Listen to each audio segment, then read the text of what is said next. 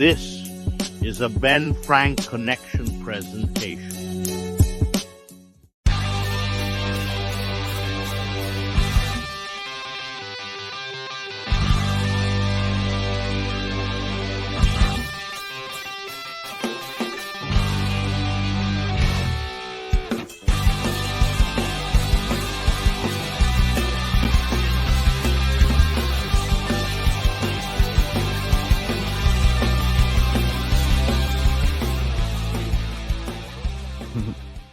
Hey, before we start, I just want to say a huge thank you to our YouTube members, the World Champ Tier, A, Triple Crown, Parma Chisel, and Grand Slam Champions, Freak Maniac 90210, and Raz. Thank you all so much for those YouTube memberships. There is other tiers on there as well that we'll shout out towards the end. But also, if you're listening to this on Spotify or any audio platforms later, there is ways for you guys to support very, very soon. We're only a couple more listeners away on Spotify to unlock that feature. Check the links below for all things ABJ, whether follow me on social media, merchandise, or Patreon if you want to support that way. And always, my guest links are below as well. Let's get on with this show. What's going on, everybody? We are here live, episode 129 with Frankie Pickard. Cannot wait for this one. Huge thank you to him for joining in on this episode. Very, very excited to be back in the swing of things with the ABJ podcast. Felt like I haven't done an interview for a little bit. We did the self-reflection episode, which everyone responded really well to, which was a huge thing because that was not easy to record. That was very stressful. Not very easy for me to put myself out there like that and talk about things that are pretty difficult, but people seem to like it. So I'm going to keep going with it. Just real quick housekeeping before we go. Just dropped the episode with Sonny DeFarge talking all things the first Terminator movie, and we're going to be doing the rest of that Terminator franchise, and people really seem to like it. That's exciting. I do have a Not Cool in High School horror coming up, but we're not 100% sure if the guest is 100% locked in, so we won't announce that one just now. New merchandise drops that will be available till the 13th. We got that Fresh Prince of Bel-Air, WCW, that Dynasty, and the ABJ 420 logos, all available now on all my TeePublic shows, spots. After the 13th, it will go away, and we'll have a new batch coming that you can vote on in our Discord community, which is also linked below. But that's pretty much all we got. One more thing. New Era Pro Wrestling. I'll be their senior commentator starting for this brand new company on 420 at North Pocono High School. So swing through. Even if you can't make it, you can still buy a ticket. Send me a screenshot of the stub, and it could be a donation or a tip via the podcast. So that goes towards the promotion, or it's one less ticket someone has to buy in the door because they can get comped via the podcast, and they can turn around and spend that money on merchandise for the talent. So we're pushing money around. So even if you can't support a local wrestling show, but you support me and you're part of my audience, you can go ahead and do that. Without further ado, let me bring in my guest for tonight, Frankie Pickard. What's going on, buddy? What's up, man? Nothing. Always great to see you. Always great to see you. Always. So what have you been up to, man?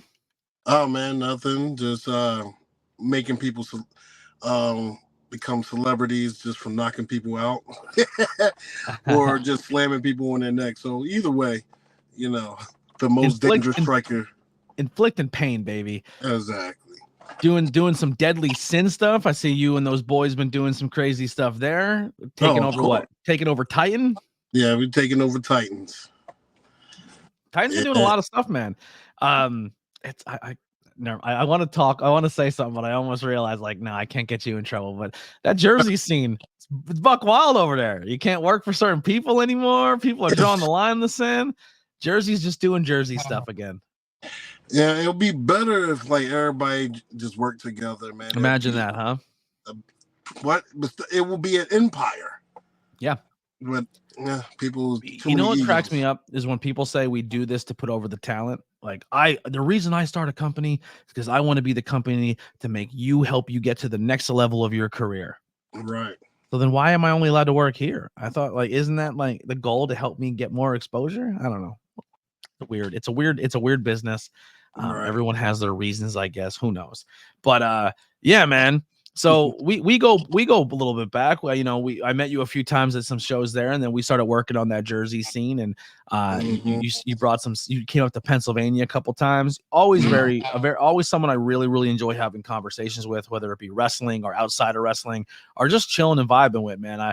You came to a show that there was no payday involved. It was about a 2-3 hour drive for you.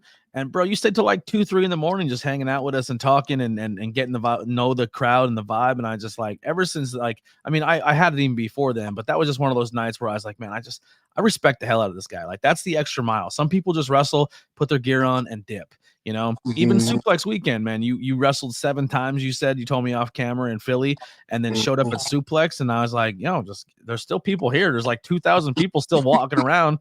Go mess around in the ring. And you went in there and did your thing there. Like it's just, you're always willing to put yourself out there, get yourself some exposure and try to uplift everybody around you, which is a huge reason why I'm a fan of you. Oh man, thank you, man. That means a lot. I just do it because I love it, man. I love to entertain the world. My motto was always, if I can get the kids to come see wrestling, and they don't have to be in the corner, or selling or whatever they doing negatively. And they come to see wrestling, we're doing our job. Yeah, absolutely. So what's your earliest memory of falling in love with the world of professional wrestling? Oh man. So this is where I gauge my guest in their age. And they tell me like, oh, the pipe bar, like my first memory was the pipe bomb or Dave Bautista. Like, I am old. Yeah. Well, so I used to love watching wrestling. I think it was back then this, I'm definitely going to show my age. It was wrestling in Power Rangers. Okay. So they used to have, so it was wrestling, and before wrestling, it was like they had the series of the Power Rangers with the situation with Lord Zed. And then after that, it was wrestling. So I was up there, was watching wrestling. That's when Hulk Hogan was in there. It was like wrestling. What made me fall in love more was basically The Rock. The Rock caught my interest, especially the Rock and Triple H feud. I think that's probably the best feud I ever seen out of that. Okay, yeah. So you're like Attitude Era-ish, like Monday Night Wars. So Hogan's over in WCW, Rock and Triple H and all those guys are battling over there. So yeah, I can pinpoint you a little bit. You know, Pokemon, Power Rangers, and pro wrestling was essentially my thing as well at that time too. After school, you came home, and then there was that was the lineup. But so growing up, were you always into sports? Was that, were you an athletic kid? Were you like, where did you fit in when it came to like the school groups? So back then I used to have a chip on my shoulder. I had a huge attitude. It was until my grandfather was like, we need to control your attitude. So he introduced me to a guy that he used to work with in the military. It was a Japanese guy. His name was Senyu. And he was teaching me martial arts. And by he was teaching me martial arts, it was crazy the way he was teaching me. I never realized how my attitude would flicker until I actually been trained by him and really calmed myself, made me humble. After that, there's been martial arts tournaments, gymnastics. I even tried out like baseball, but I stopped with baseball because I was like, I did the cross. They said I was too rough, but it felt like I was playing football. But after that, I did parkour. They used to call me the man with no fear until I had kids, and somehow I got fear. But before that, it was just gymnastics. I always loved the flip, and that's what it was: gymnastics, parkour, and martial arts. Now, what is popcore? Parkour is when you jump. Oh, parkour. Yeah. Got you. I thought you were like in a band or something. I was like, you're playing popcore? What's that? Like, were you vocals? What was going on there? Hardcore. Yes. Yeah. So when did this all transition into getting into like the world of wrestling, and how did you find your school? So the funniest thing was when I was in school, what was it? I think that really got me hooked was The Rock and Triple H when China was with Triple H. Mm-hmm. And they had a cage match. And I was so hooked. Every time that I wanted, it felt like watching the Super Bowl. And it's like, I wanted The Rock to win so bad. And every time Triple H just take it away. You don't know how many TVs I almost broke. I had to look over into my grandma. My grandma, like, I wish you would break my TV. I almost broke like so many TVs. So fast forward to that, I went to the school. It was me and my friend. His name was Stephen Moore, and he was a big Undertaker fan. You know, we used to go there. The class would call me the people's champ because every time I went to math class, finally The Rock has come back to your math class. And like the teacher would love it and everything else. Steve, he was always the Undertaker. So, you know, I just sat there, me and him agreed, was like, yo, you know what? We should sign up for wrestling. At the time, I only knew WCW and WWE. WWE, well, WWF at the time. Mm-hmm. So I didn't know anything about the indies.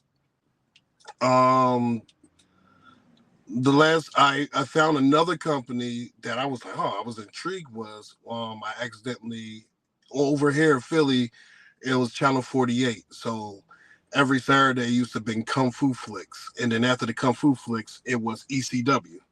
And I was like, oh, this is amazing. This is great. So now there's 3 companies that I was looking at. So I was like, I know that they're on TV. I know that they're probably everywhere. They probably got a training facility everywhere.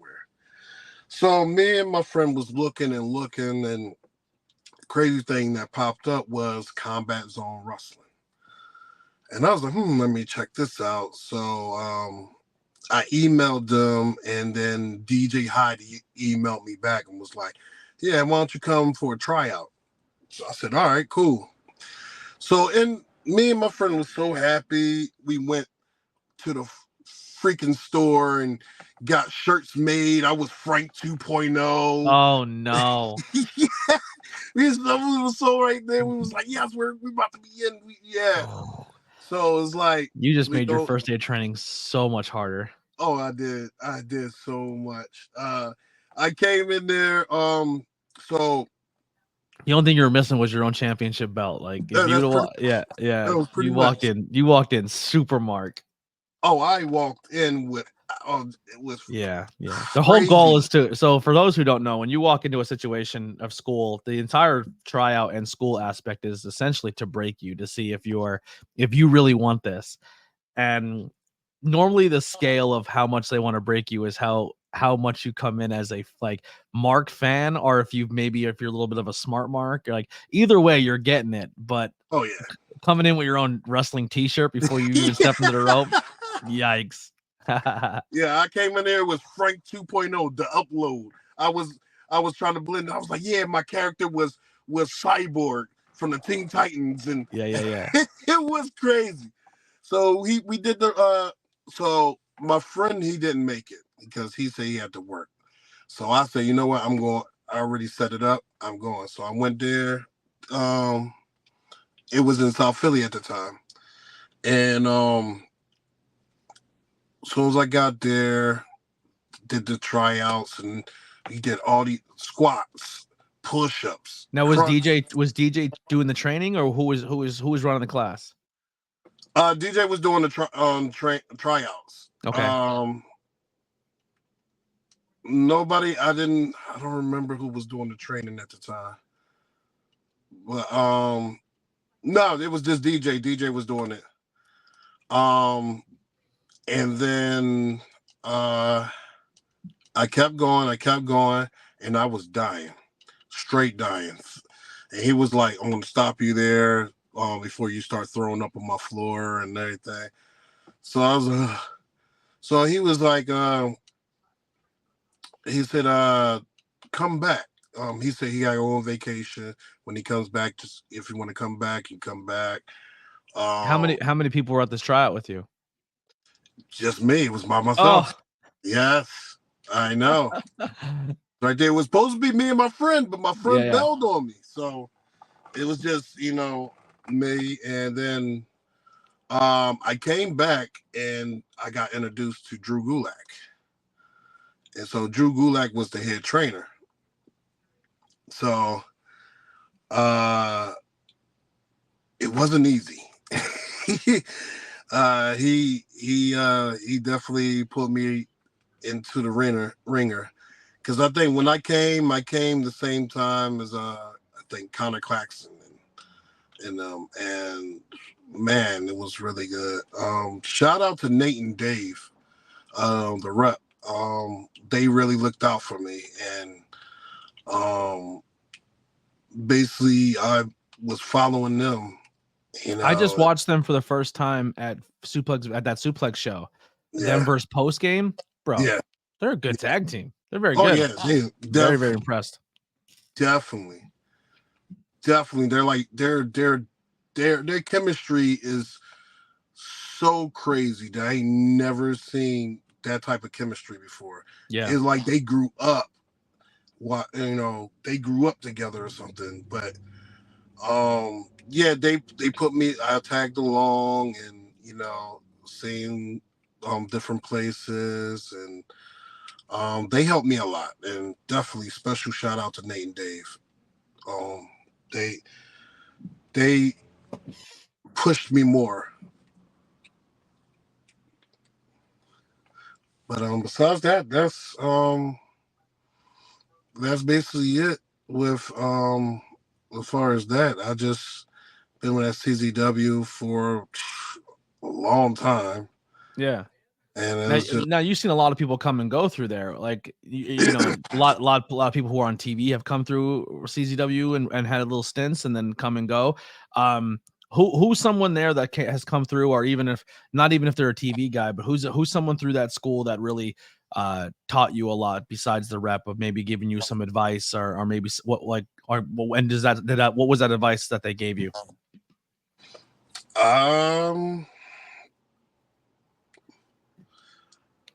As far as like Nate and Dave helped me with my craft, definitely pick their brain because they've been there a lot longer, and the chemistry and how they talk, because I was always like I keep to myself type of person. Mm-hmm. I was never like an ongoing until I like met Nate and Dave. It actually opened me up, and I'm more vocal, and I can say what's on my mind. And who else? Black G's, Shane Strickland, who came in? Oh, and at the time, David Starr, MJF, Bear Bronson. I can name names and seeing like, wow, these people's like really cool. And I was like, let's get the chance to see, even if they came way after than I came, and they like, you could see them, they made it. Yeah. They made, and they made it big. And I'm just sitting there, it's like, wow. How long did it take you to break that, like, oh, I'm the guy who came in with this t-shirt before I even stepped between the ropes? Like, how long did it take you to break that mindset of like being on the other side of the guardrail and then like kind of learning that aspect of the business? So it I would say it probably took me like almost a year to break the difference. I can see a lot of difference when when the fans come up to the wrestlers, and I was like, man, I was one of them.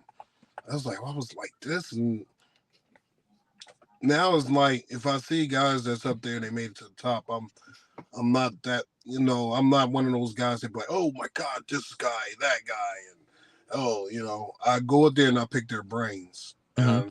and just to learn a little bit more where I can stand at, or what do I have to do.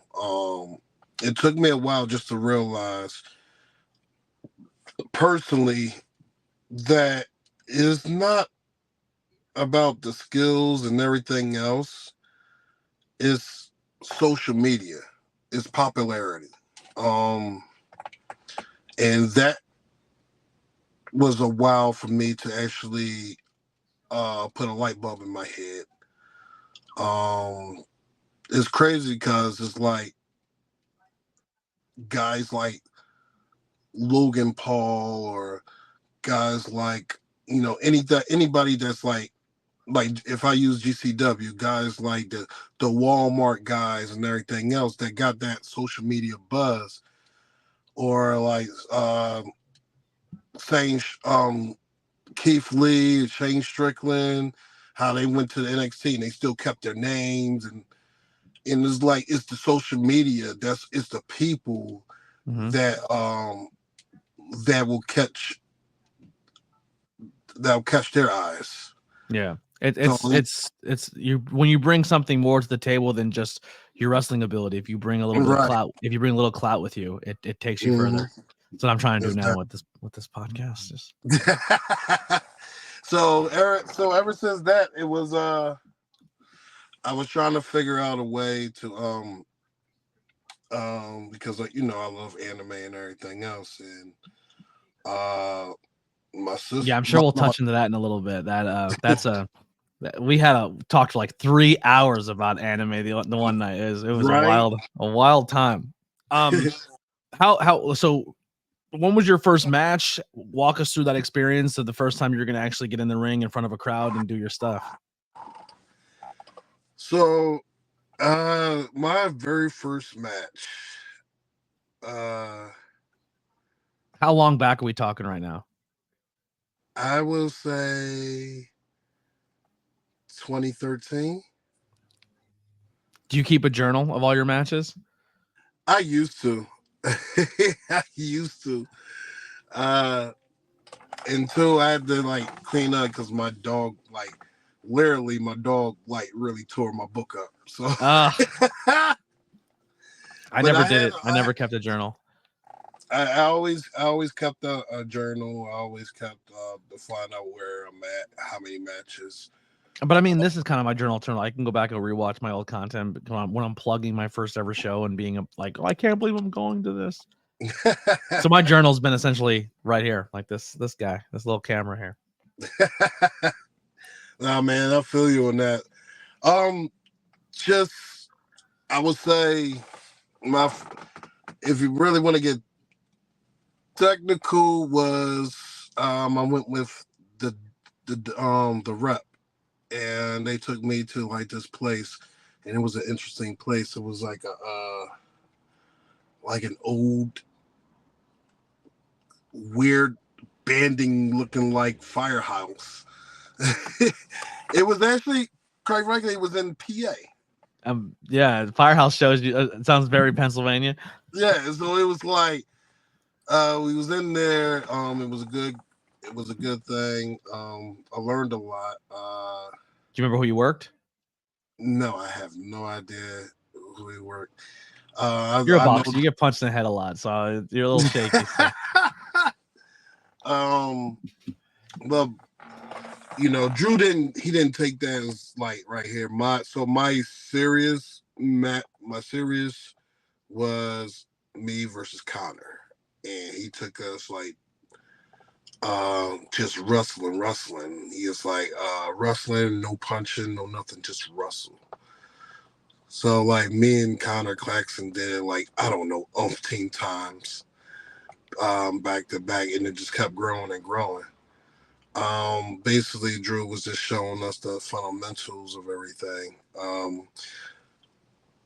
I was nervous at first going through the curtains, but then it's weird because once you go through the curtains, it clicks. Mm-hmm. And it's like all that pressure is going away, all that nervous and everything else is. This is showtime. This is you.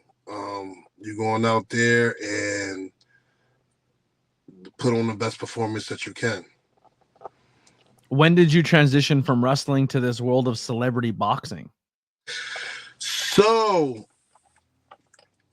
I used to, I always do promos. So when I do promos, I always like either make fun of the people, my opponents, or put out memes of my opponents and everything else. So, Damon Thellman watched a couple of my promos and everything else, and he was like, "Hey," he actually inboxed me and was like, "Hey, you want to come down?" And he was like, "First, I love your promos," and he's like, "This is very entertaining and it's good." And he's like, "Have you ever boxed?" And I was like, "I never boxed before. I never even thought about boxing because my father was a boxer. So I never thought, and I always promised myself I would never be like him. So I never thought about boxing. So when he was like, "Oh, just come down and we'll do something, pull on a show in front of them or something like that, talk trash about me and everything else." So I was like, "Man, why not?" I had nothing else to do.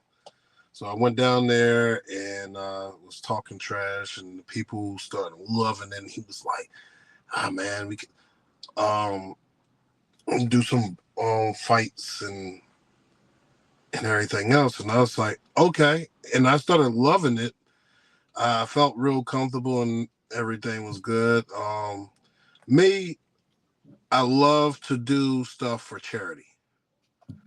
You would never, if you ask when it has something to do with charity, I would never say no to that. Mm-hmm. I have a daughter that's artistic. Also, my mom, she was diagnosed with MS before she passed. Mm. So it was like so much craziness, and I wanna to help, and even if I'm have to do my skills like entertain people or anything else, if that's something, hey, I want to do a fundraiser, blah blah blah. You already had me a fundraiser. That's a definite yes. Yeah. So that was, I always kept going to like fundraisers, and I'm sorry I can't. I was like, I don't even worry about the money. I don't care about the money. This is for a good cause. Let's just do this and put on a good show. That's just how. So if this question is going a certain way, please stop me, because I don't want to ruin anyone's industry or business. No. But how much, what is the experience of a celebrity boxing in that vein, if that makes any sense? I'm trying to ask a question without maybe putting it straight on Front Street, because I don't know where it lies with celebrity boxing. Well, Dame, I looked at his background and everything. So celebrity boxing to him was like he wanted to make a WWE version of boxing. Okay, I didn't want to put any terminology out there or say anything negative and ruin the business for somebody. Oh no, but, no, yeah, it was always, it was about, it was like he wanted to make it like a WWE style boxing. Mm-hmm. So everybody is good. They come out there box and everything else. So out of everybody that he put me to, he had me against Mike Davis Jr. Mm-hmm. So the funniest part about me versus Mike Davis Jr. is Mike Davis is also a wrestler too. Me and him wrestled a long time ago with Ron Starr and a couple other people. So when me and Davis Jr. heard that we was going to do something. We just sat there, was like, let's go out. Let's go out, because we both know each other so well. You know how to work. Yeah. So like our chemistry was so powerful that the crowd ate every bit, like everything up. So this upcoming June the 8th, we having a celebrity. This is me and Mike Davis' final match. We fought each other like 3 times. The first time it was crazy. Everybody loved it. People were still talking about it. The second one, we broke a record, and apparently in history in boxing, period. In history boxing, the crowd never chanted one more round or anything else. But to us, like to me and Mike Davis, like the crowd wanted to see more. They was chanting one more round. They was chanting rematch. They was chanting. It was like we had them in the palm of our hands.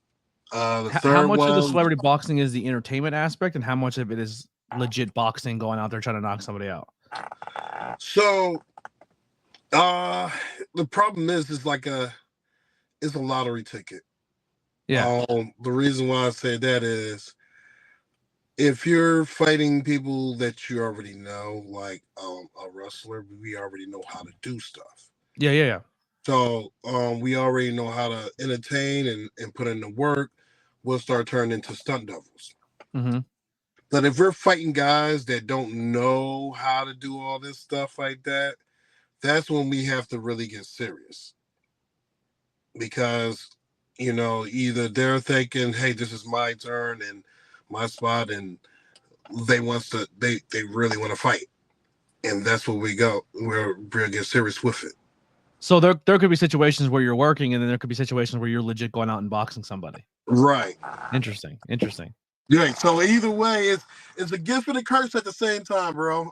Yeah, because it's interesting, right? Because that's like, I don't want to say it's worked or predetermined or anything like that, but like there has been instances in Pride where there may have been where it was treated like a legit combat sport organization, and there was shady deals going on that like, because once you get into a world where like sports entertainment, professional wrestling, we all know what's up.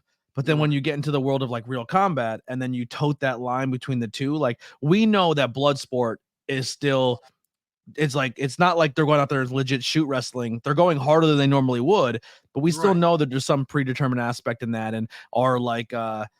But like boxing and real combat sports is always that real flat, like taut line of like, where you watch the Logan Pauls and the Jake Pauls, and you're like, are these real boxing matches? Are they working us? You know what I mean? And people are always saying, is it one or the other? Because when real money gets involved, and like, you're going to take a dive into round 3, kid, like it's, and then to kind of lean into it and make a league that could possibly be in that realm. I was always curious how it was responded to by the outside fans or the people.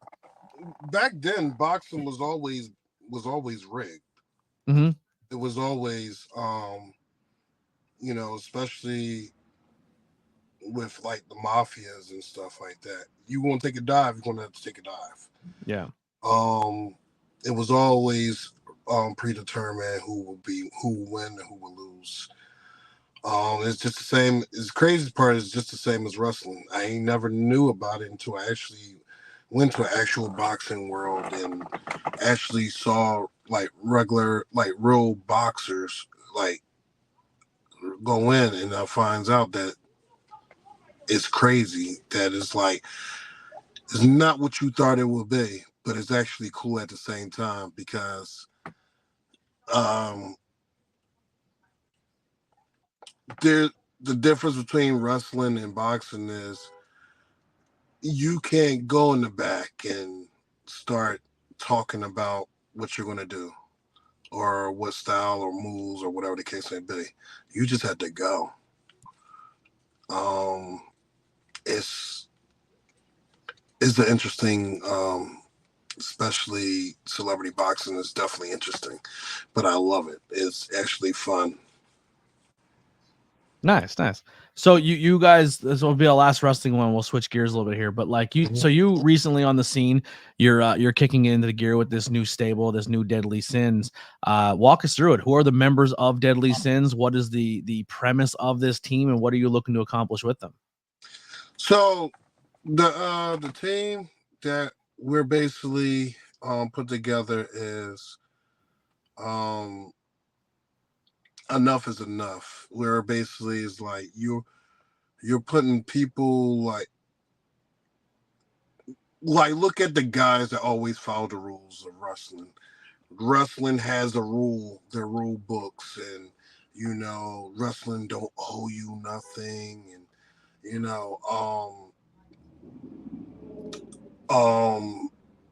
so much eyes, ears open, mouth closed, blah blah blah blah. Even when we follow by the rules, you see people that just come in that's probably like, I don't know, not even a year in, and they just surpass people and surpass. When there's enough is enough. When we had to stop following the rules. So the Deadly Sins is more of a well, we're not following the rules. We're going to take what we want, and we're going to mold it into ourselves. A better, a more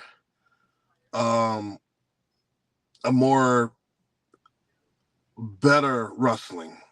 And Okay. I would say, like, if we're going out and we're going hard, we're going hard. Balls to the wall, everything, whole 9 yards. We want to let everybody know that we're the toughest SOBs out there. Give us what we want. If you don't, then we're taking it. Mm-hmm. There was right now there's me just saying, my other half of my tag team partner, Blocks, and Adam Ace. Nice. So right now we got a pretty good. We just got Daniel Riley. He had a good a match. He had to face his tag partner. But Daniel Riley is starting slowly to come to see the light with the Deadly Sins. Work in progress, but it's getting there. But the Deadly Sins is definitely it is. We also have Ben Castle right now. Ben Castle will always be a Deadly Sin. No matter what the issue or the states is, he's still family. Right now, I know he had to handle some business and figure something. I don't know. Hopefully, I hope everything he gets what he needs done and come back. Yeah. But until then, the Deadly Sins is holding. There's someone beeping their car horn outside this wall, and it's driving me mental. And they've been doing it nonstop for like 8 minutes. Somebody called an Uber. Oh my! I don't know. It's driving me crazy. I'm about to go and be like, "Stop! What are you doing?" So outside of professional wrestling, what are some hobbies, or what are some other things that help you unwind, or things that kind of get your mind off of the world of wrestling and boxing? So, I'm an artist. I draw anime. I also watch anime, and I'm a gamer. I also go to like cons because I love to cosplay. So that's those. If it's have nothing to do with wrestling and boxing, those are like my hobbies I do. So if you were to look at me and say, "All right, ABJ, we're gonna go to a show and you got to cosplay. Who am I dressing up as? Who would I pull off in the world of anime or in that world? I got the hair, I got the beard. I mean, besides Jesus, I got that one pretty locked down. Who would ABJ cosplay? Oh man, so You can do Jiraiya from Naruto. Okay, I'm not sure who that is. I'm sure people will get a kick out of that in the chat. You can also who else? That's another guy. Oh, you can pull as Demon IQ. Is an awesome anime. We're banning this guy, Charlie Manson. What's wrong with you, Hasty Henry? Jesus, give me Charlie Manson. It comes down there, man. You got that Logan look too, bro. I can pull a whole. All right, I'll take that one. I'll take that one. That's pretty dope. Pull the Wolverine right there. I cosplayed once at a wrestling show. I had longer hair though still, but I was Kevin Owens and my buddy went as Chris Jericho. Oh, that's great. Yeah, and we were going around the arena in Wilkes-Barre doing the list thing where people were like, "You look like an idiot." I'm like, "You're gonna say my best friend looks like an idiot? You're gonna say my best friend here from Canada is an idiot?" And like, put him on the list. Put him on the list. Like, yeah. Oh, that's great. Yeah. Yeah. If Kevin Owens and Adam Cole had a fat baby, that would be me. With a little touch of Mark Wahlberg, I guess. But so at the anime scene, so I told you I started watching one. All right. I'm about 3 episodes, 2 3/4 episodes in. Right. I'm not saying it's blown me away yet, but it hasn't made me just want to absolutely turn it off. You know what I'm saying? Right. I just started Demon Slayer. Right. Cool. Demon Slayers for me, I love Demon Slayer. Is definitely the newer version of the big 3. Okay. What's the big 3 now? So the old big 3 was Dragon Ball Z. Can't do it. Yu Yu Hakusho. Never heard of it. And it was Naruto. Okay. That's the one that has like 185 seasons, right? Yeah.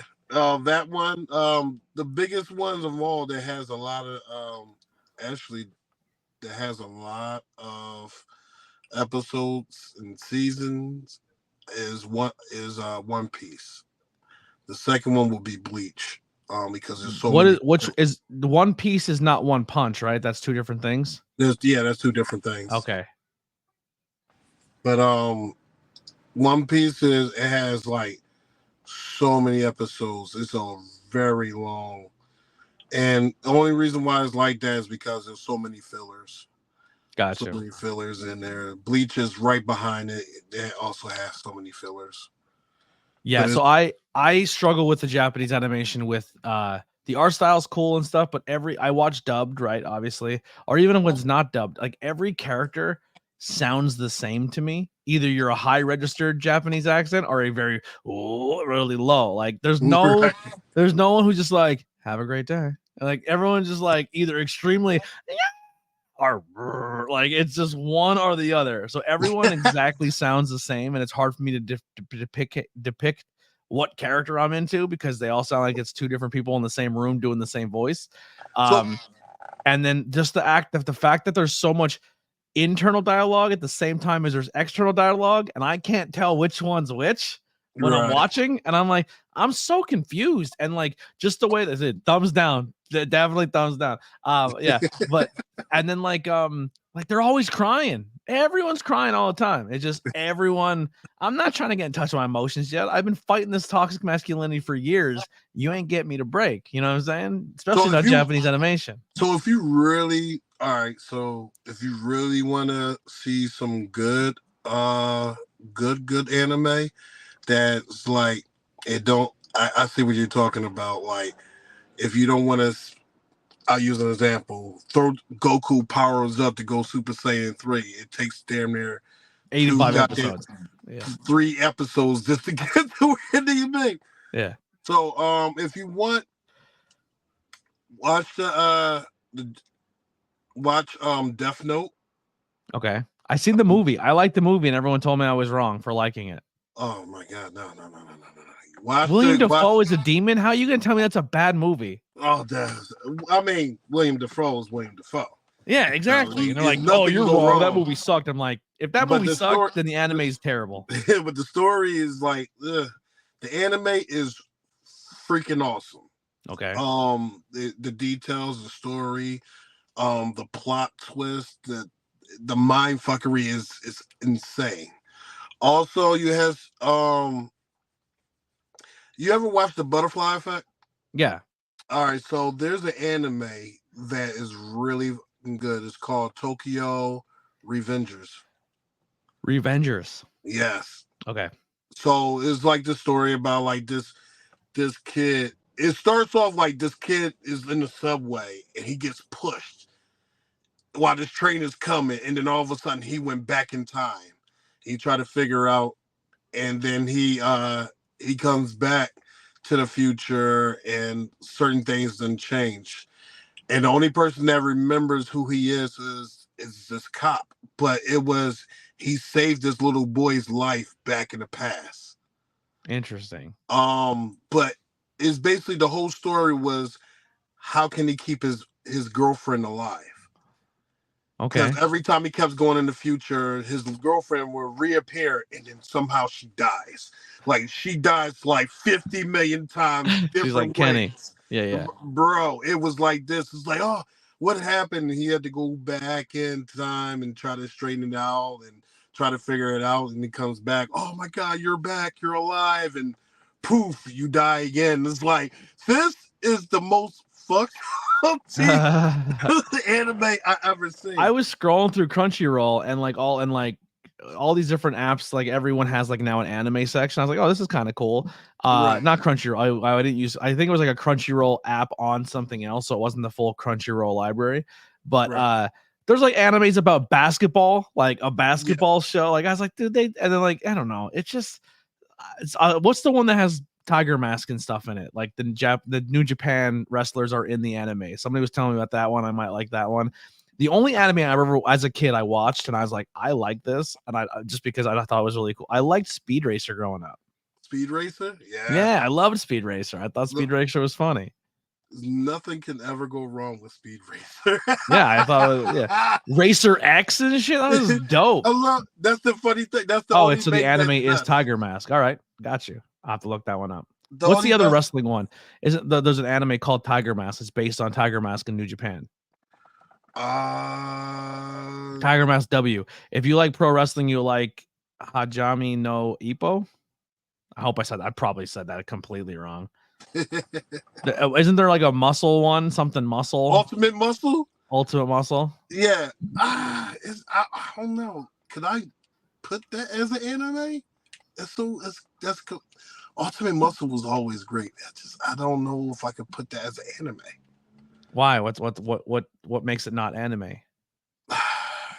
It's the same reason why it is a lot difference. Just like you say, the Avatar, Gotcha. the last Airbender, everybody.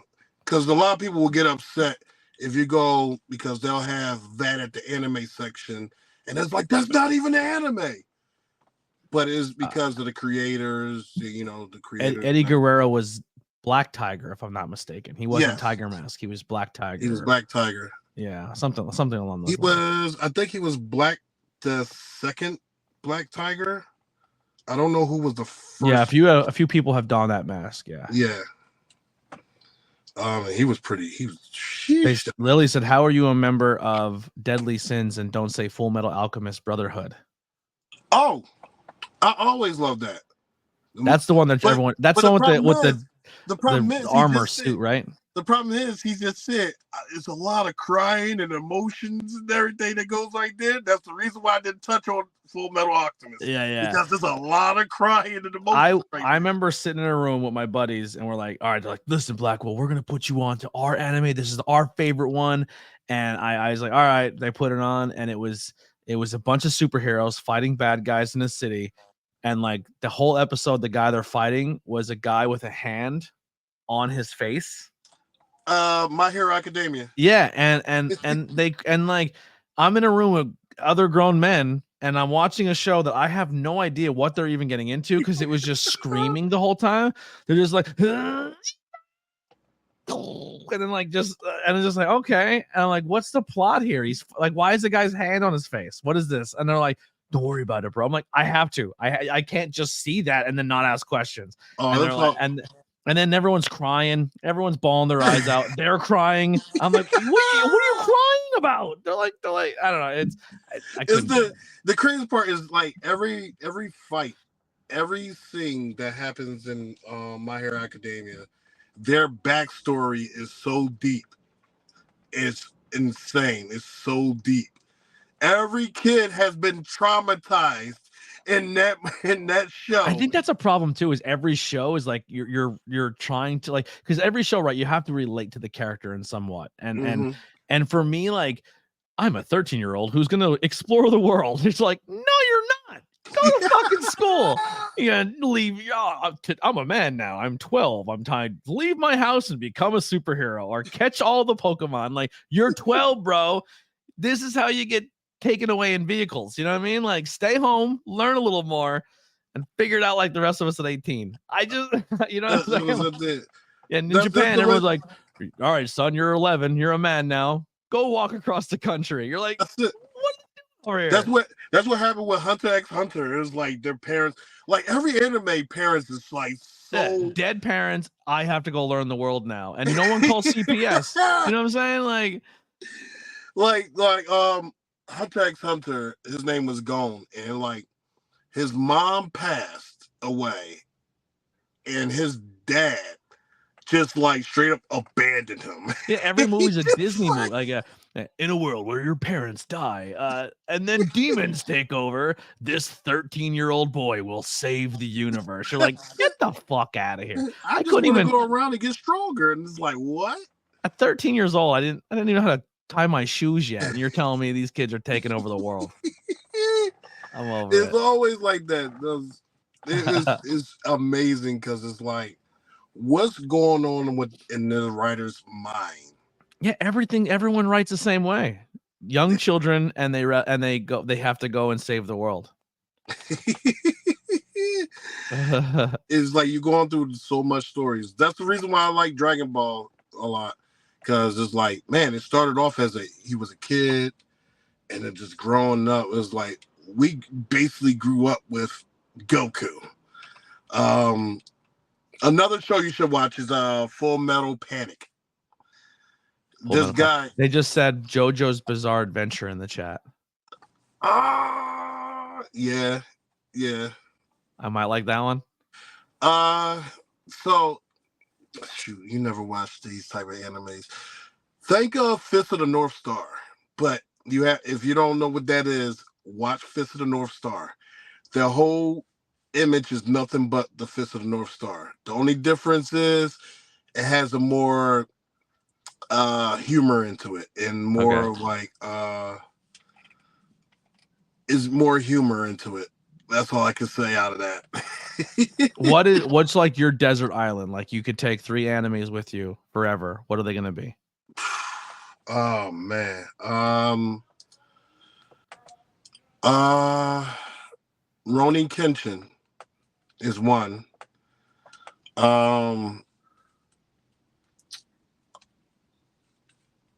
Gundam Seed SG, and I will definitely say the last one will be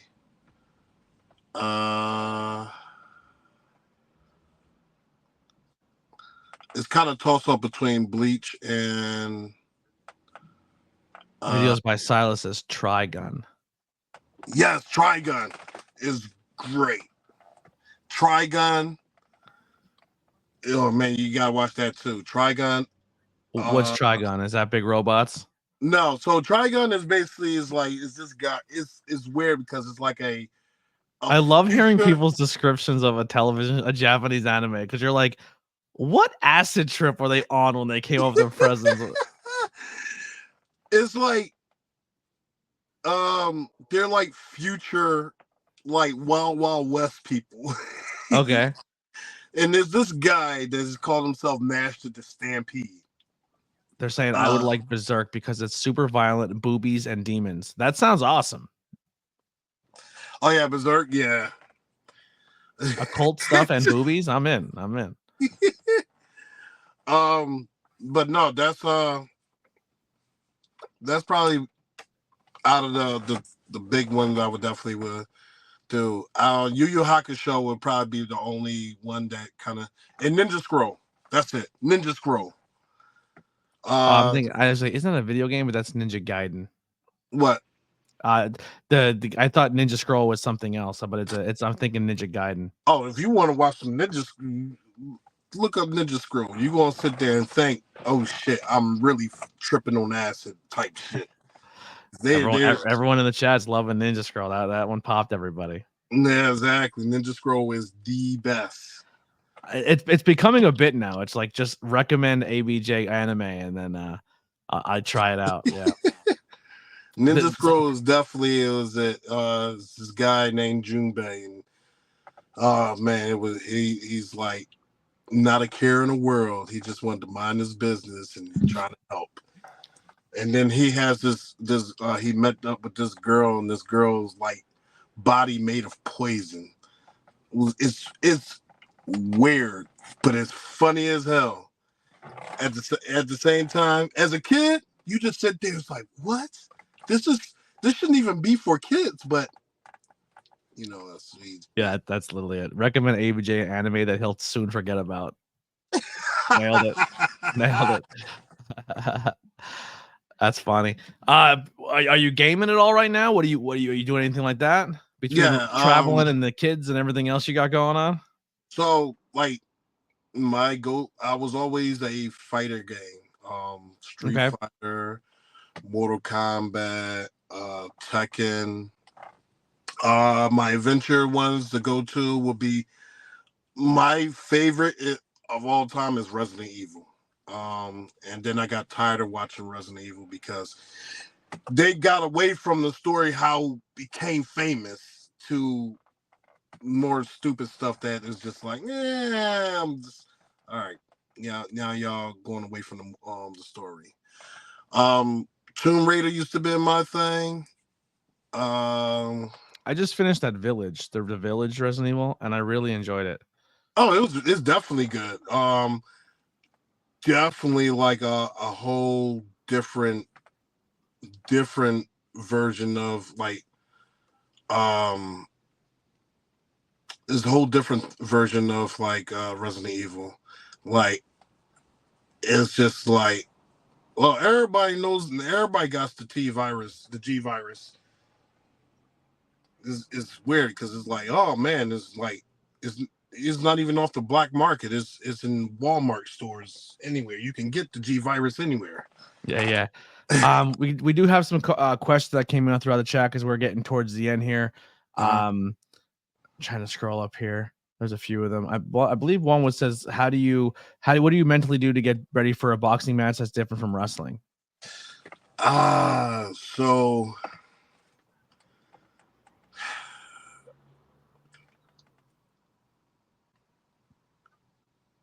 just so I don't miss your questions again, you can put them in the chat if there's something you really want to get in there. Go ahead. It's a lot different because it's like playing chess. Boxing is definitely you playing chess because now you got to figure out how this guy reacts, how his body movements and everything, because it's not, scripted. It's just you go. You just got to figure out what's the strength and everything else in 2.5 seconds. Everything is, if you don't have a fast mind, then to actually work a boxing match, then boxing should not be your go-to. Yeah. As a wrestling is definitely good. You can relate with the fans. You can just have fun. It's like your playground. Boxing, I get paid more. That's really good. And wrestling is like is a hit or miss. So it's either way. Yeah. It's a lot. Then last one here. Who or what got you into anime? So I never knew what anime was. I just loved watching cartoons. It was Transformers when Megatron was a gun instead of an airplane. The real Ghostbusters or anything else, Sonic the Hedgehog. But I was watching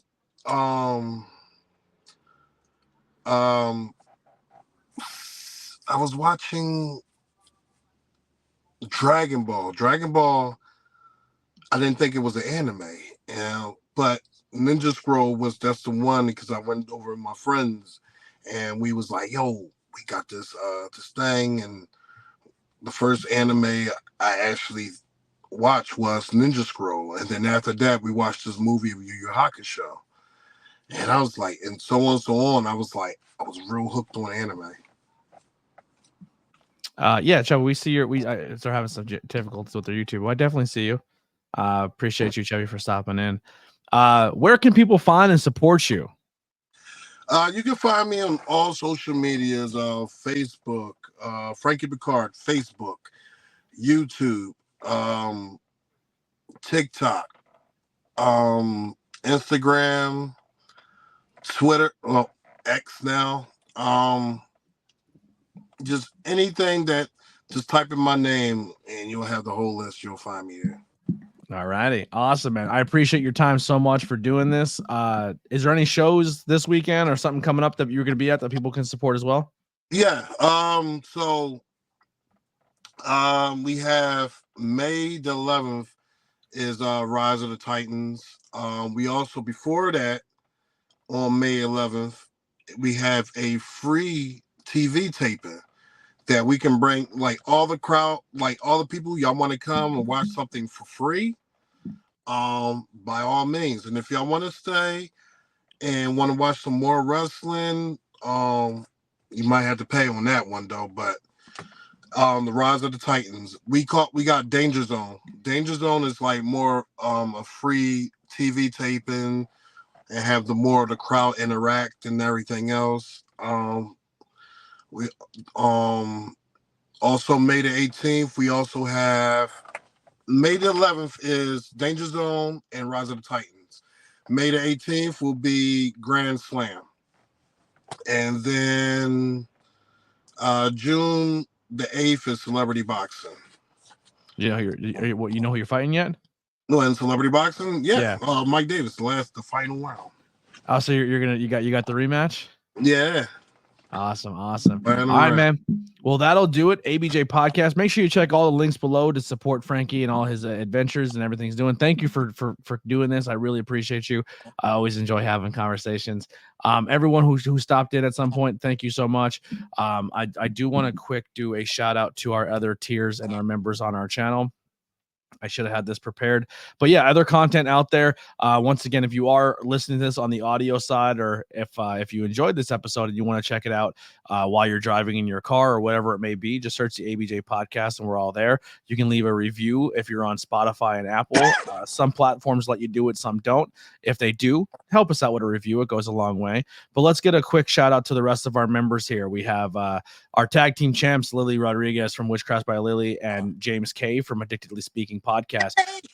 Mid Carter, Stephen Chambers, Devin the Tribal Chief, Austin, Danny F. I almost called him Daddy, Ryan Vox, Kai, Adam the Guy, Pete DeLong, and then some of our newer ones that were giveaway winners: James M, Molly Brown, DM, C Henry, and Roblox Granny Pro YouTube. So thank you guys so much for those subscriptions and helping out on YouTube.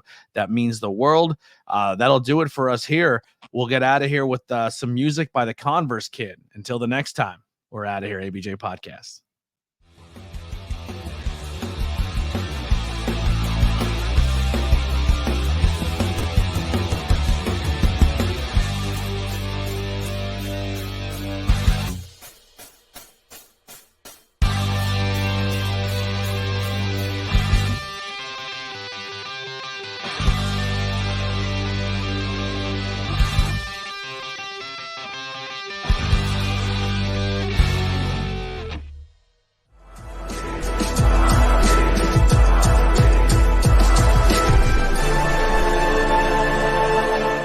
Thanks for watching this presentation.